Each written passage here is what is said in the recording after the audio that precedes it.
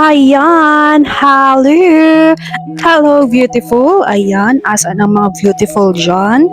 Ayan, so today mag-update lang po ako dito sa aking cactus sapatos ni Santa. So dapat si sapatos ni Santa lang yung i-update ko and sabi ko sama ko na nga yung iba. Ayan. So ito, patted na siya. I mean, ano na siya, kapit na siya sa ugat niya. So, nauna pa siyang kumapit kaysa dun sa ibang mga gymno. So, hindi pala kasya. Wait. Ayan. So, lilinisin ko na din. Tapos, nakakatuwa kasi, dati, itong isa, ang kulay lang niya talaga is, ano ba yung kulay niya dati? Ano lang siya, green na may pula. Pero ngayon, matapang na yung kulay niya. Mas makulay na siya, meron siyang parang ma-violet, tas lumitaw lalo yung pagka-red niya. Ayan.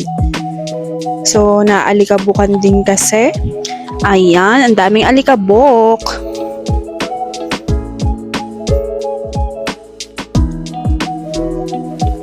Ayan, so kahit na iganon-ganon mo siya, kapit na talaga siya dun sa kanyang ugat. Ay kanyang pot, kanyang ugat. So, maugat na din siguro siya ngayon. So, ayan. Ito naman ding isa. Mas lumabas din yung mga variegation niya. So, dati, ano lang to? Ano bang kulay to? Basta hindi sila ganito dati. Tapos, very dry sila dati. So, ayun. Nakakatuwa kasi kapag napawal-rooted mo na yung iyong mga gymno, tapos sinhydrate mo sila ng tamang pag-hydrate, is nagiging mas botchog sila. Ayan. So, ayan. Kahit na itulak-tulak mo siya, is kapit na talaga siya sa kanyang pot. Ayan.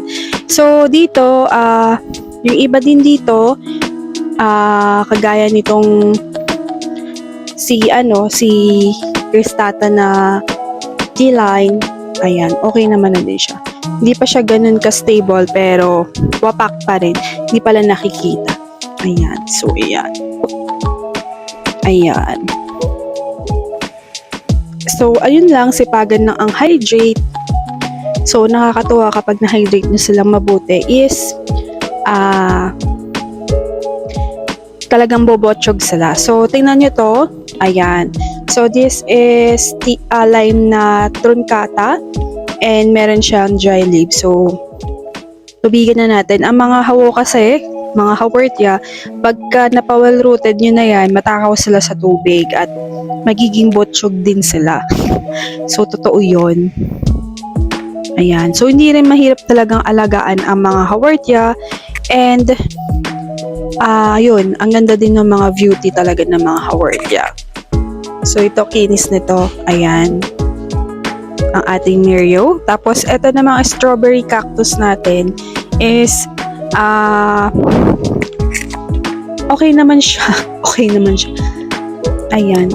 Yung, ano pala niya, yung kanyang thorns is parang, parang yung sa Pharaoh cactus. Mayroong hook. Nakikita niyo. Mayroong pa-hook na ganun. May mga pa-hook. So, ganun yung iba niyang thorns. Ayan. So, ang ganda nito, strawberry cactus. Ayan. Wapak na wapak yung beauty niya. Diba? Ayan. Tapos, ito namang Gymnocalycium na classic. Na non-variegated. Oh my God. Ayan. Ang dami niyang flower buds. So, ayan, makakapag-pollinate tayo ng marami. Ayan. Iasog natin.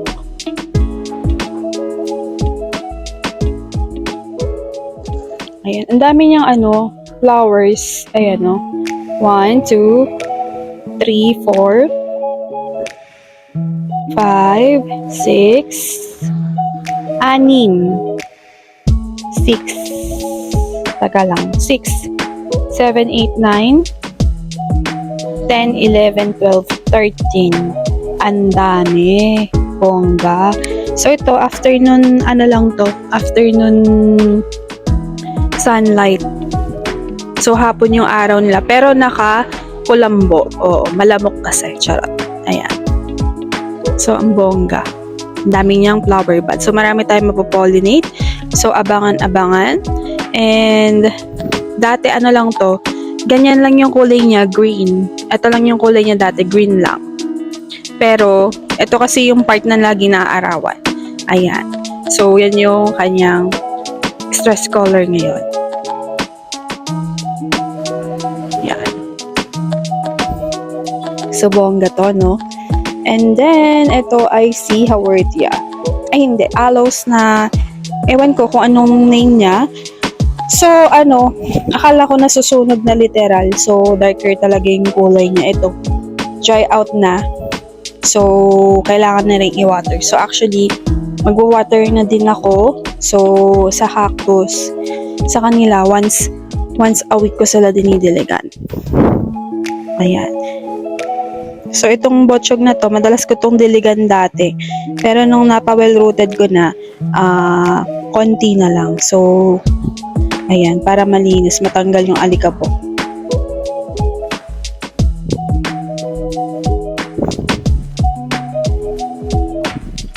O diba, pag labarak hindi hindi umaangat talaga eh. Pero pag mga akadama, ganyan, ayan, umaangat sila.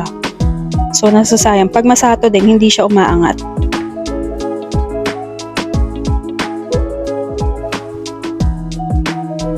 Ayan.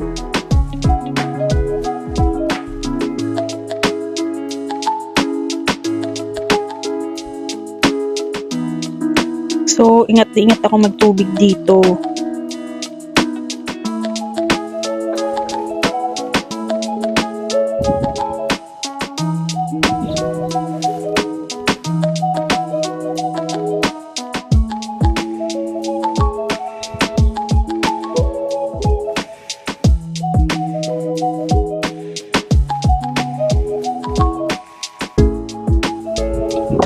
So, ayan, naubos na din yung ating water. So, nakakatawa tong si old lady kasi kaya ko talaga to gusto. Gusto ko lang suklayin yung hair niya. Kaya ko siya nagustuhan talaga. Ayan, di ba?